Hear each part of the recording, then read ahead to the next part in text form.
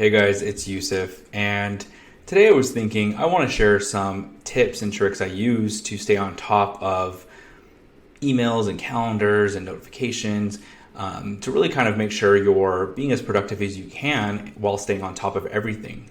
So if you're like me, you may be on multiple Microsoft tenants. For example, you may have your main core email, which I do, but I do have multiple emails for different clients I work with, from building Power Apps and Microsoft Teams implementations or SharePoint sites, all of that you are usually added to that client's tenant.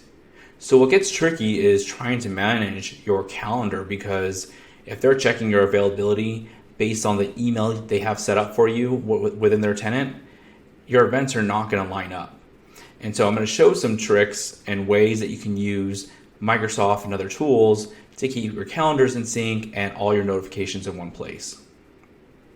So using Power Automate, what I can do when I'm trying to manage my calendar, I have about the usual 6 emails that I have.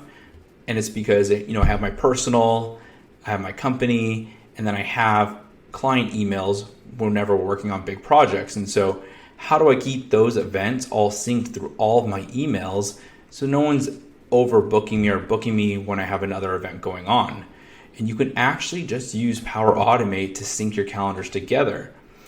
What I can do is within Power Automate, I can use the Microsoft 365 Outlook connector, and I can select when an event is added, updated, or deleted. So what I can do is I can start with events that are added. So I'm going to select my calendar, put a new step, and what I'm going to want to do here is put a condition, because I want to differentiate when event has been added, updated, or deleted. And so I can go ahead and hit condition, and I'm going to put my action type, which is a dynamic content option you can select, and I can make it say added. So this will trigger a specific flow based on an event being added.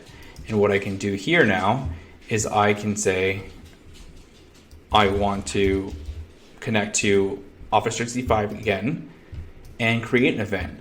But what I'm going to do differently is I'm going to switch accounts. So I can switch an account. I can add multiple Office 365 email accounts. So what I would probably end up doing is I would create this for every Office 365 email account I have, which may feel like, well, that's a bunch of steps, but you can export and import flows. And so it's worth it, because if you're going to have that long-term engagement where you're using another Office 365 account, you can ensure that all your calendars are synced. So if the team you're working with, the clients you're working with, they can easily check your calendar and see that your availability, have all your events in there, so they can properly schedule instead of having a back and forth emails of when everyone's available. And all I have to do is just select, I want the subject to be the same, I want the start time to be the same, end time to be the same. And with the time zone, I can go ahead and select my time zone, which I'm in California, so I'm Pacific time. And it's that easy. And I can do that, like I said, for each of the email accounts I have. And then I can also do, if it's here, I put a condition that it's an added event. So it's going to create an event into a second Outlook account. And no, I can put another condition in here that says, or if it's a modified account, then I want it to look up events through my accounts and update them. So I can totally keep all my accounts in sync. And like I said, when you're working on multiple tenants, it is hard to do those back and forth emails when, hey, Harry, when are you available here? When are you available then? Now, when you sync all of your accounts with the different events and meetings you have, it's as easy as just saying, hey, my calendar's up to date.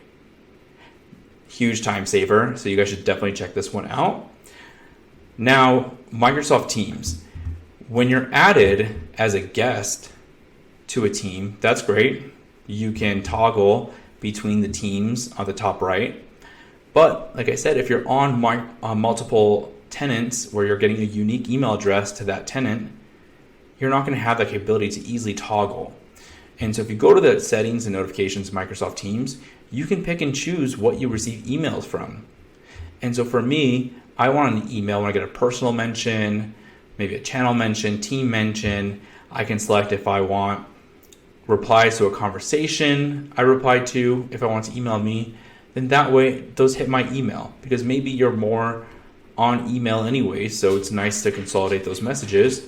But in general, you're not going to be toggling between different Microsoft accounts. So the easiest way is to receive those email notifications. So the second you see it, you know you can hop onto the Teams. Now, speaking of that, working on multiple tenants, if you've ever tried this, you know that working on a browser and trying to switch between accounts can be messy. It's really hard to log out of a Microsoft account, log into a different one. You can't have multiple accounts logged into the same browser window using multiple tabs, because Microsoft will end up blocking it or reset it and struggle to authenticate that for you. So what I use are Chrome profiles.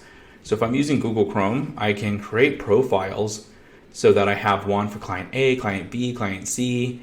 So if I'm logging into their tenant, all my credentials are saved to that profile. And I promise you, it's going to be such a great time saver for you, because it is frustrating to like sign out, sign in. When you try to do a new tab and sign in, it's going to cancel out the other tabs. So definitely check out Google Chrome's profile. Now, in addition to Microsoft Flow, Chrome profiles, you may also be using Planner. And a planner is a way to keep track of all your tasks. But if you have all those tasks spread out to different tenants, you can actually go into Power Automate and look up the templates they have. If I type in Planner, hit search, what I'll see is I can send an email of all my outstanding Planner tasks, which is cool because I can do that for each email tenant I'm on and have it all go to my main email account, so I get a consolidated list of all the tasks. And this one's easy because all I have to do is hit continue, and it's going to put all those steps in there for me. So huge help, because you do get a automated planner notification saying you have late tasks, but this allows you to set it at a schedule for when you want to receive it. And now I can do this multiple times to make sure I'm getting all the planner tasks I'm assigned to throughout all the tenants I'm on. Outside of Microsoft, for all my iPhone users, there is the Siri Shortcuts.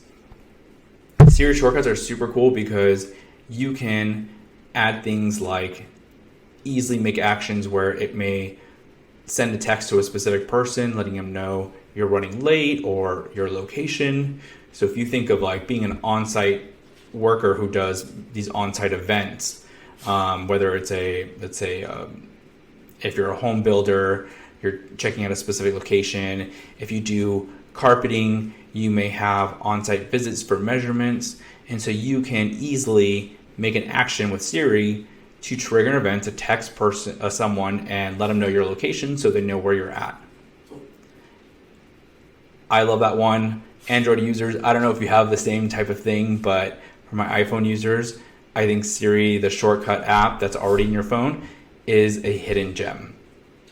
So I hope these tips helped, and I hope you guys can get on top of all of your meeting events and notifications.